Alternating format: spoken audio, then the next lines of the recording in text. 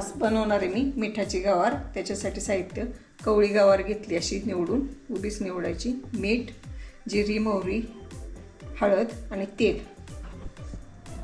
आता भाकरी केलेला तवा आहे, गरमच आहे तवा. आता त्याच्यात तव्यावर करायची. तेल टाकते. तेल टाकले, मोहरी, जिरी आणि हळद.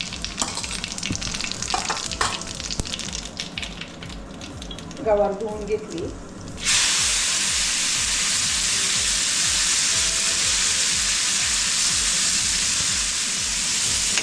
हे तव्यातच करायची, म्हणजे कुरकुरीत होते. असं सपाट भात द्यायचं कारण अशी परतून घ्यायची चांगली. आपण मीठ टाकते चवीनुसार. ह्याच्यात तिखट टाकलं तरी चालेल, पण मी तिखट नाही, फक्त मिठाचीच करणार आहे. बघा असं. आणि आता कमी गॅस करायचा.